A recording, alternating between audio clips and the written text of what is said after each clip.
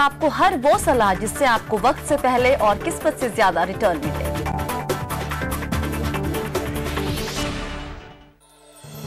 Your money के प्रायोजक हैं magicbricks.com, carbon smart titanium series और मारुति सुजुकी स्विफ्ट। ये है टीवी 18 और आप देख रहे हैं CNBC Awaaz. India real estate guide presented by RR Kabel. Wire नहीं, भारत की नब्ज हैं हम। Magazine partner better interiors.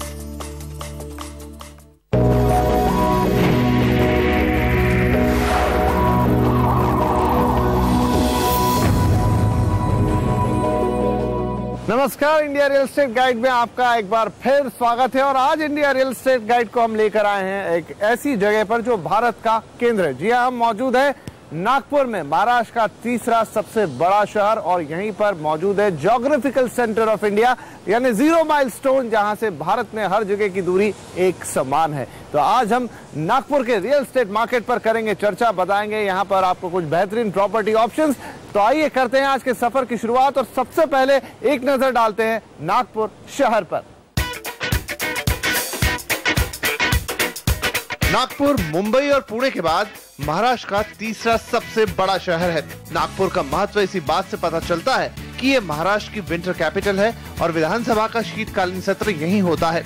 Nagpur पूरे देश का भौगोलिक केंद्र है और यहीं पर मौजूद है 0 माइलस्टोन, जो शहर की इस खासियत का प्रतीक है। और अपनी इसी भौगोलिक स्थिति के चलते नागपुर को देश का लॉजिस्टिक हब बनाने की योजना बनाई गई है। एक सेंटर ऑफ इंडिया होने का उसका एक एडवांटेज है, और इसी को देखते हुए वहाँ पे मिहान जैसा प्रोजेक्ट जो है वो इम्प्लीमेंट करने की कोशिश की गई। और ये आज का नहीं है, ब्रिटिशर्स के वक्त से एक लॉजिक के ऊपर बात हो रही थी।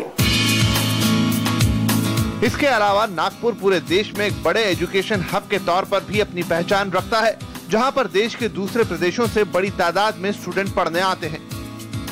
कम से कम 10 से 12 इंस्टीट्यूशंस हैं। Engineering maximum college in India should be in Nagpur. Medical के 2 गवर्नमेंट है, डेंटल के 2 गवर्नमेंट है, और प्राइवेट सेक्टर में ऑलमोस्ट 3 से 4 कॉलेजेस है। तो इमेजिन करिए 5 से 6 मेडिकल कॉलेजेस है नागपुर में। लेकिन नागपुर के पास अपनी एक और पहचान है, संतरा। जी हाँ, नागपुर का संतरा पूरी दुनिया में मशहूर है और इसीलिए इसे ऑरेंज सिटी भी कहा जाता है। शहर में एक्सपोर्ट के अलावा संतरे से जुड़े कई कारोबार होते हैं। नागपुर में orange trees, orange pulp, orange food process, ये सारा नागपुर से ही शुरू हुआ। और जो नागपुर में ऑरेंज की ग्रोथ है, that was the maximum in the country, तो है ही है। और जो क्वालिटी के ऑरेंज होते हैं नागपुर में, that was the maximum in the world also. Nagpur एक शांत शहर के तौर पर देखा जाता है, जहां के लोग सुकून पसंद है। एक वक्त में नागपुर को देश के सबसे ग्रीन शहर का दर्जा हासिल था, लेकिन अब यह पहचान बंगलुरु के पास है। लेकिन आज भी नागपुर में हरियाली की कमी नहीं है, और साथ साथ ये देश के सबसे साफ सुथरे शहरों की लिस्ट में भी शुमार है।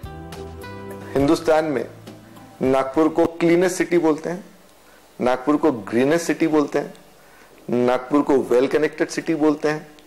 तो नागपुर में वो सब कुछ है जो एक अच्छे शहर में होनी चाहिए।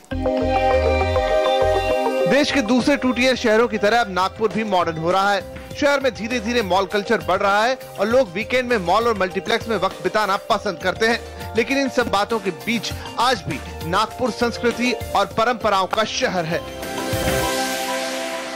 पिछले कुछ सालों में जिस चीज को लेकर नागपुर सबसे ज्यादा चर्चा में रहा है, वो है project Mihan. Geographical centre of India होने की वजह से नागपुर में एक ऐसे इंटरनेशनल एयर कार्गो टर्मिनल की कल्पना की गई है जिसके चारों तरफ बड़ा SEZ होगा, जिसके अंदर सॉफ्टवेयर से लेकर फूड प्रोसेसिंग इंडस्ट्री तक सबको जगह मिलेगी। और इन्हीं सब बातों के चलते और इसी प्रोजेक्ट के चलते नागपुर के रियल एस्टेट मार्केट को भी एक नई चमक मिली। हालांकि 2005 में शुरू होने के बाद से आज तक मिहान बहुत ज्यादा रफ्तार नहीं पकड़ पाया है, और इन्हीं सब बातों के चलते यहाँ का प्रॉपर्टी मार्केट भी उतार चढ़ाव का शिकार रहा। तो आइए, इससे पहले कि हम नागपुर के प्रॉपर्टी मार्केट पर चर्चा करें, एक नजर डालते हैं मिहान पर। मौजूदा दौर में नागपुर के विकास की कहानी मिहान के इर्द गिर्द ही घूमती है। नागपुर के भारत का भौगोलिक केंद्र होने के चलते ही यहाँ पर एक अंतर्राष्ट्रीय कार्गो हब बनाने की योजना बनाई गई, जिसके साथ एक SEZ यानी स्पेशल इकोनॉमिक जोन बनाने का प्लान भी तैयार किया गया, जिसे नाम दिया गया मिहान यानी multi modal international cargo hub. 4000 एकड़ से ज्यादा में फैले मिहान को निवेश के लिहाज से भारत का सबसे बड़ा इकोनॉमिक डेवलपमेंट प्रोजेक्ट कहा गया। इसके अंदर एक बड़े प्रॉमिस आए जब ये मिहान यहाँ पे अनाउंस हुआ कि मिहान आएगा और मिहान की वजह से जो है एक बड़ा लॉजिस्टिक हब बनेगा, और उसके साथ साथ जो है ना कुछ एक कमिटमेंट्स आए, बोइंग का कमिटमेंट्स आया। बट मिहान के अंदर लॉजिस्टिक हब के साथ साथ जो इंटीग्रेटेड IT SEZ था उसका एक बहुत बड़ा रोल होने वाला था। 2005 में मिहान की जोर शोर से शुरुआत हुई और सबकी नजरें नागपुर की तरफ घूम गई, लेकिन जिस जोश के साथ मिहान प्रोजेक्ट को शुरू किया गया वो जोश ज्यादा दिनों तक बरकरार नहीं रह सका। 2008 में पूरी दुनिया में आर्थिक मंदी के चलते मिहान में आने वाली कंपनियों ने इसे जैसे भुला ही दिया। इसके अलावा कुछ स्थानीय दिक्कतों के चलते भी यहाँ काम में धीमापन देखा गया और आज भी मिहान के कार्गो हब के दूसरे रनवे का काम रुका हुआ है। अब जो है वो है सेकेंड फेज का runway. Take off point is that runway. अगर वो रनवे टेक ऑफ कर गया तो मिहान भी टेक ऑफ कर जाएगा। उसके लिए सिर्फ एक ही चीज है कि you need to be strong and take a decision that इसको टेक ऑफ होना चाहिए। हालांकि अब धीरे धीरे मिहान में फिर से हलचल हो रही है। यहाँ आने वाली कंपनियों में से कुछ ने काम शुरू कर दिया है और जानकार भी मान रहे हैं कि मिहान में देर से ही सही लेकिन फिर से काम शुरू होता हुआ दिखेगा। वहाँ पे ज़्यादातर इंफ्रास्ट्रक्चर का काम खत्म हो गया है और लगभग तैयार हो गया। तो जहाँ पे अगर इंफ्रास्ट्रक्चर तैयार हो जाता है तो उसकी एक्सप्लॉयटेशन हो ही जाता है। तो आज नहीं तो कल वहाँ पे थोड़ा रिवाइवल होता हुआ दिखेगा। नागपुर के लोग भी मान रहे हैं कि मिहान को पटरी पर लाने के लिए थोड़े से एक्स्ट्रा एफर्ट की जरूरत है और अगर ये हो जाता है तो मिहान को शुरू होने में ज्यादा वक्त नहीं लगेगा। प्रॉब्लम देखा जाए तो कुछ भी नहीं है और बोला जाए तो बहुत कुछ है। तो मुझे लगता है अगर राइट टाइम राइट डिसीजन हो जाए तो 2014-2015 Mihan would be fully operational in all terms. अब नागपुर के साथ साथ सबकी नजरें मिहान पर टिकी हैं, क्योंकि अगर मिहान शुरू होता है तो ये न सिर्फ नागपुर का चेहरा बदल देगा बल्कि इससे पूरे देश की इकोनॉमी को एक नई दिशा मिलेगी। और इसी के साथ इंडिया रियल एस्टेट गाइड मिलेंगे एक छोटा सा ब्रेक से वापस आएंगे तो हम मुआयना करेंगे नागपुर के रियल एस्टेट मार्केट का, लेंगे उसका एक इन डेप्थ एनालिसिस और बताएंगे कुछ बेहतरीन ऑप्शंस।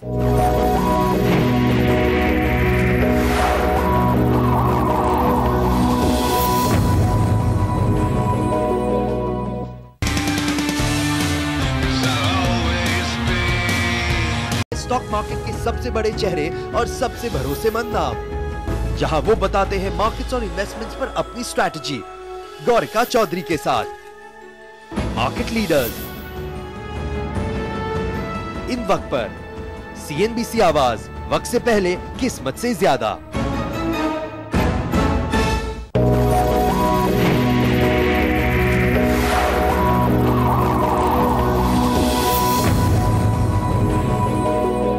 ब्रेक के बाद इंडिया रियल एस्टेट गाइड में आपका एक बार फिर स्वागत है, जहां पर आज हम बात कर रहे हैं नागपुर के रियल एस्टेट मार्केट की।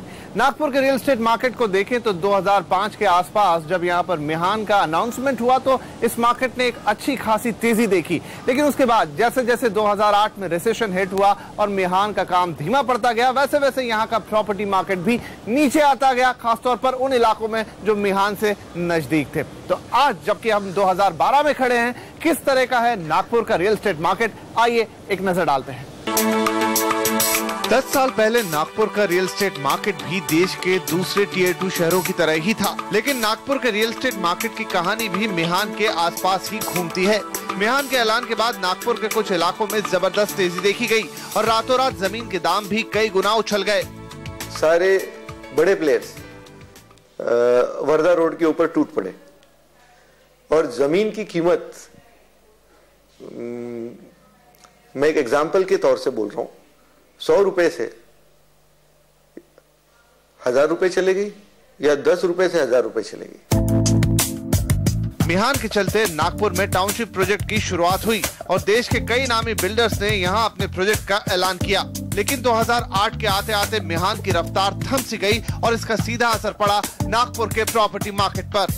ये जो 3-4 साल में जो ग्रोथ 2005 के बाद हुआ था, जो इंटरनेशनल बायर्स आने शुरू हो गए थे, नेशनल प्लेयर्स आने शुरू हो गए थे, ये सारा डिस्टर्ब हो गया क्योंकि मिहान शुरू नहीं हो पाया। इन सब बातों के चलते नागपुर में प्रॉपर्टी के जो भाव रातों रात चढ़े थे वो धीरे धीरे फिर जमीन पर आ गए। खासतौर पर उन इलाकों में तो जबरदस्त करेक्शन देखा गया जो मिहान के आसपास डेवलप हो रहे थे। सारे लोगों ने 100 एकड़ 200 एकड़ 300 एकड़ ऐसी जमीन खरीदी। अब मिहान टेक ऑफ नहीं किया तो सारा real estate market on that road जो 1 से 100 पे चला गया था, वापस 100 से मैं 1 पे तो नहीं बोलूंगा पर 50 पे तो आ ही गया। इस झटके से नागपुर का बाजार आज भी पूरी तरह से नहीं उभर पाया है। कुछ प्रोजेक्ट शुरू ही नहीं हो पाए तो कुछ होने के बाद बंद हो गए। आज भी जो प्रोजेक्ट बन रहे हैं उनकी रफ्तार धीमी है। 2008 के डाउनफॉल के बाद मैं अगर देखूं तो नागपुर मार्केट अभी तक रिकवर नहीं कर पाया और रिवाइव नहीं कर पाया। एक वो पीरियड था जहाँ पे लैंड में स्पेकुलेशन होता था, सारे बिल्डर्स ने लैंड खरीदी थी, बट उसके बाद अगर आप देखिए तो कुछ बिल्डर्स ने अपनी लैंड बेच दी। तो इस तरीके के एक फेज में मार्केट आज भी है। हालांकि इन्हीं कारणों के चलते नागपुर में प्रॉपर्टी का भाव लोगों की पहुंच से बाहर नहीं निकला है और यही कारण है कि लोग अपनी जरूरत के लिए आज भी मकान खरीद रहे हैं और उन्हें दाम भी सही मिल रहे हैं। तो ये आपने देखा नागपुर का प्रॉपर्टी मार्केट। और अब अहम सवाल ये है कि इस वक्त अगर आप नागपुर में घर खरीदना चाहते हैं या फिर निवेश करना चाहते हैं यहाँ के प्रॉपर्टी मार्केट पे, तो क्या ये सही वक्त है? क्या इस समय आपको सही प्राइसेस मिलेंगे? क्या इस वक्त आपके लिए बाजार में सबसे अच्छा प्रोडक्ट मौजूद है? आइए कोशिश करते हैं इन्हीं सवालों का जवाब ढूंढने की। नागपुर का प्रॉपर्टी मार्केट हाल ही में एक बड़े उतार चढ़ाव के दौर से गुजरा है। ऐसे में यहाँ पर घर खरीदना या प्रॉपर्टी में निवेश करना कितना सही रहेगा, ये एक बड़ा सवाल है। बाजार में करेक्शन के बाद आज यहाँ पर दाम काफी हद तक ग्राहकों की पहुँच में है और आने वाले वक्त में अगर मिहान का काम दोबारा रफ्तार पकड़ता है तो बाजार में एक बार फिर तेजी देखने को मिल सकती है। आप खुद के घर खरीदने के पॉइंट ऑफ व्यू से देखिए तब भी आज वैल्यूज कम है, और अगर आप इन्वेस्टमेंट के पॉइंट ऑफ व्यू से भी सोचते हैं तो मैं ये लगता है कि आज जिस तरीके के प्राइस हैं काफ़ी हद तक बॉटम्ड हो गए हैं और यहाँ से एप्रिसिएशन होगा। अगर कुछ नहीं तो इन्फ्लेशन ड्रिवन भी अगर एप्रिसिएशन हो और जब एक्टिविटी मिहान में चालू हो और उसके आजू बाजू के एरियाज में जो ग्रोथ होएगा उसके हिसाब से जो आपको अपसाइड मिल सकता है, तो उस पॉइंट ऑफ व्यू से आप कुछ एक सेलेक्टेड लोकेशंस को पकड़ करके निवेश कर सकते हैं। आज नागपुर में प्रॉपर्टी का औसत भाव 3 से 4 हजार रुपए प्रति स्क्वायर फीट के आसपास है। ऐसे में यहाँ पर आप 30 से 50 लाख के बजट में एक बेहतरीन 2 BHK फ्लैट खरीद सकते हैं। अगर आप और भी कम बजट रखना चाहते हैं तो भी आपको कम सुविधाओं वाले ढेरों छोटे प्रोजेक्ट मिल जाएंगे जहाँ आप 30 लाख रुपए के अंदर भी घर खरीद सकते हैं। शहर में ट्रैफिक की समस्या नहीं है और यहाँ का इंफ्रास्ट्रक्चर भी अच्छा है, इसलिए सिटी सेंटर से थोड़ा दूर जाकर भी प्रॉपर्टी खरीदी जा सकती है जहाँ आपको कम दाम में बढ़िया घर मिल सकता है। मिड सेगमेंट में अच्छी डिमांड होने के कारण इन मकानों की सप्लाई भी काफी अच्छी है। यहाँ पे maximum selling is in the lower middle class and middle class. यहाँ पे जो घर बिकते हैं वो ये समझ लीजिए कि 10 लाख से 50 लाख के बीच वाली जो प्रॉपर्टीज होती है वही बिकती है। नागपुर के डेवलपर्स भी दावा करते हैं कि नागपुर के रियल एस्टेट मार्केट में लॉन्ग टर्म में अच्छे रिटर्न मिलने की पूरी उम्मीद है। उनके इस दावे में दम भी लगता है क्योंकि नागपुर के पास हर वो बात मौजूद है जिसके चलते वहां पर रियल एस्टेट मार्केट में अच्छी ग्रोथ की संभावनाएं हैं। जहां real estate investment is the safest, मगर आपने हर पेपर चेक करके अनलिटिगेटेड प्रॉपर्टी खरीदे तो the safest investment and the safest place to invest is Nagpur. इससे अच्छा मार्केट पूरे इंडिया में नहीं है। ठीक है, आपको कहीं कहीं स्पेकुलेशन के हिसाब से बहुत ग्रोथ मिल जाएगा, लेकिन अगर आप लॉन्ग टर्म देखते हो नागपुर जैसा मार्केट नहीं है। ऐसे में अगर आप भी नागपुर में घर खरीदने का या निवेश करने का मन बना रहे हैं तो ये एक अच्छा वक्त हो सकता है। हालांकि घर खरीदते वक्त लोकेशन और बिल्डर का चुनाव सही हो, इस बात का आपको पूरा ख्याल रखना होगा। और आगे बढ़ने से पहले आपको एक बार फिर याद दिला दें कि इस साल भी CNBC आवाज उन बिल्डर्स और डेवलपर्स को सम्मानित करने जा रहा है जिन्होंने रियल एस्टेट के क्षेत्र में कुछ अलग और हटकर काम किया है। अगर आपको लगता है कि आपका कोई प्रोजेक्ट या आपके द्वारा किया गया कोई काम इस अवार्ड का दावेदार है तो अलग अलग कैटेगरीज में आप खुद को नॉमिनेट कर सकते हैं। हमारी वेबसाइट का एड्रेस आपके सामने है और आपको याद दिला दें कि ये नॉमिनेशन सिर्फ 21 सितंबर तक खुले हुए हैं। और इंडिया रियल एस्टेट गाइड में फिलहाल वक्त हो चला है एक और छोटे से ब्रेक का, लेकिन जब ब्रेक से वापस आएंगे तो देंगे आपको नागपुर के अंदर कुछ शानदार प्रॉपर्टी ऑप्शंस।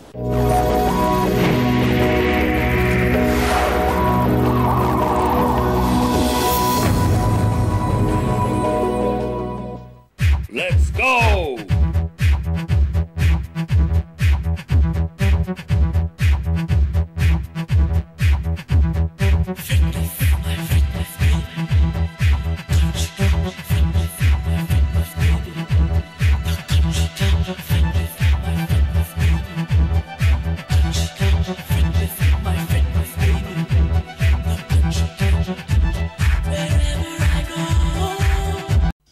कमाल का रोल है यार।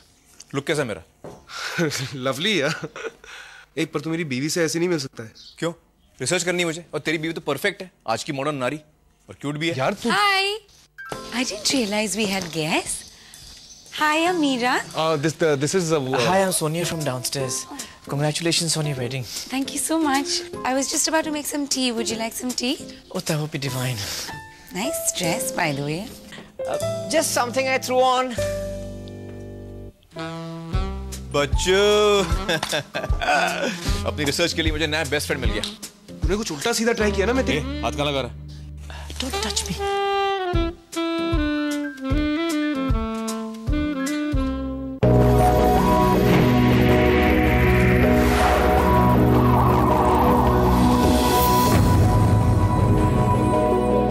ब्रेक के बाद इंडिया रियल एस्टेट गाइड में आपका एक बार फिर स्वागत है, जहां पर हम बात कर रहे हैं नागपुर के प्रॉपर्टी मार्केट की। और अब वक्त हो गया है कि हम नागपुर के अंदर आपको कुछ बेहतरीन प्रॉपर्टी ऑप्शंस दें, लेकिन उससे पहले आइए एक नजर डालते हैं नागपुर के अलग अलग इलाकों पर और देखते हैं कि किस तरह के इलाके यहां पर डेवलप हो रहे हैं और उनमें किस तरह के प्रोजेक्ट्स आपको मिल सकते हैं।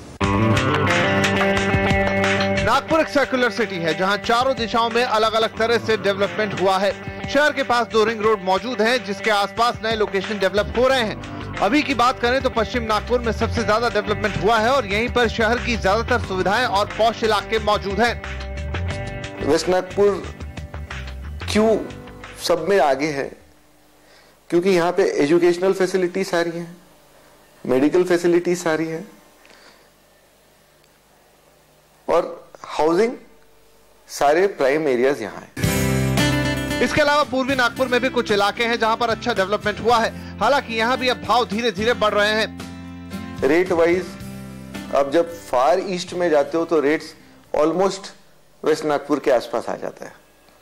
फिर आपका हो गया साउथ नागपुर जहां पे आपका काफी शॉप्स है, कमर्शियल एरियाज है। आपको फिर उसके बाद आएगा नॉर्थ नागपुर और central Nagpur is like complete trading area. लेकिन इस वक्त नागपुर के बाहरी इलाकों में सबसे ज्यादा डेवलपमेंट हो रहा है। नागपुर मेट्रोपॉलिटन रीजन में आने वाले इन इलाकों में आज भी सबसे ज्यादा रुझान मिहान और उसके आसपास के इलाकों में ही देखने को मिलता है। इन इलाकों में वर्धा रोड, बलतरोड़ी, बेसा और मनीष नगर जैसे इलाके शामिल हैं। मिहान साइड पे ही सारा पोलराइजेशन, तो अगर देखिए तो मिहान से एक्सटेंड होती हुई जो रोड गई है वर्धा रोड के ऊपर ही ज्यादातर प्रोजेक्ट्स आए। उसके अलावा विद इन द सिटी भी कुछ एक बड़े प्रोजेक्ट्स आए। इसके अलावा अब काठल रोड, भंडारा रोड, उमरेड रोड और अमरावती रोड जैसे इलाकों में भी इस वक्त नागपुर में नया डेवलपमेंट हो रहा है। भैया आपने देखे नागपुर के अलग अलग इलाके जहां पर इस वक्त डेवलपमेंट हो रहा है और अब बारी है कि हम आपको बताएं कि इन इलाकों में वो कौन से प्रोजेक्ट है जहां पर आप अपने लिए एक बेहतरीन घर देख सकते हैं और इस वक्त वहां पर क्या दाम चल रहे हैं। इस वक्त नागपुर के अलग अलग इलाकों में घर खरीदने के लिए आपके पास कई ऑप्शन मौजूद हैं। सबसे पहले बात वर्धा रोड की। अगर आप यहां पर घर खरीदना चाहते हैं तो यहां कई प्रोजेक्ट बन रहे हैं। यहां बन रही अष्टविनायक बिल्डर्स की पाम सिटी में आपको 3500 रुपए के भाव पर घर मिल जाएगा। इसी तरह यहां बन रहा है सहारा हाउसिंग का प्रोजेक्ट सहारा सिटी, जहां आपको 3200 रुपए का भाव मिलेगा। यहीं पर बन रहा है मोराज इंफ्राटेक का प्रोजेक्ट मोराज वाटरफॉल गेटवे, जहां आपको 2700 रुपए के भाव पर घर मिल सकता है। इसी तरह अगर आप बेलतरोड़ी में घर देख रहे हैं तो यहाँ पर बन रहा है अभिजीत बिल्डर्स का प्रोजेक्ट जयंती नगरी 3। यहाँ आपको 2700 रुपए के भाव पर शानदार फ्लैट या रो हाउस दोनों के ऑप्शन मिल सकते हैं। बेलतरोड़ी में ही आप देख सकते हैं ओम शिवम बिल्डर्स का प्रोजेक्ट शिव हाइट्स, जहाँ आपको 3000 रुपए का भाव मिल जाएगा। इसी से लगे इलाके बेसा में अगर आप प्रॉपर्टी की चाह रखते हैं तो आप वहाँ देख सकते हैं हेरिटेज रेजिडेंसी, जहाँ आपको इस वक्त 2200 रुपए का भाव मिल जाएगा। अगर आप उमरेड रोड पर घर खरीदने का मन बना रहे हैं तो यहाँ बन रहा है वेंकटेश बिल्डर्स का प्रोजेक्ट वेंकटेश सिटी, जहाँ इस वक्त 2000 रुपए का भाव है। इसी तरह अगर आप हिंगना रोड पर प्रॉपर्टी देख रहे हैं तो यहाँ पर श्री खड़ेश्वर बिल्डर के शिवप्रिया टावर्स में आपको 3000 रुपए के भाव पर घर मिल सकता है। अगर आपकी पसंद काटोल रोड है तो यहाँ 2600 रुपए के भाव पर आप SDPL के प्रोजेक्ट अशोका एनक्लेव में घर खरीद सकते हैं। अगर आप सिटी के अंदर घर खरीदना चाहते हैं तो भी आपके पास ऑप्शंस मौजूद है। गणेश पेट में बन रहा है गोदरेज प्रॉपर्टीज का प्रोजेक्ट आनंदम, जहां 4850 रुपए का भाव चल रहा है। इसी तरह गांधी बाग में बन रहे KSL डेवलपर्स के प्रोजेक्ट एम्प्रेस सिटी में एम्प्रेस टावर्स में आप 6000 रुपए के भाव पर घर देख सकते हैं।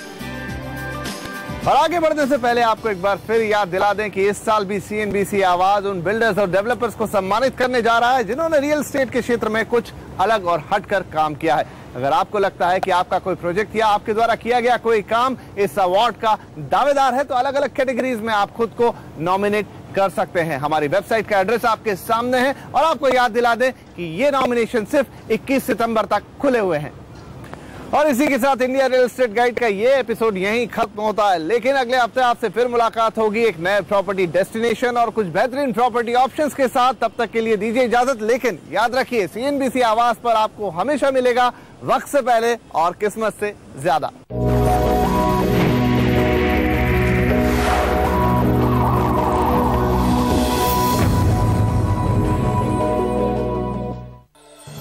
India real estate guide presented by RR काबिल, वायर नहीं भारत की नब्ज।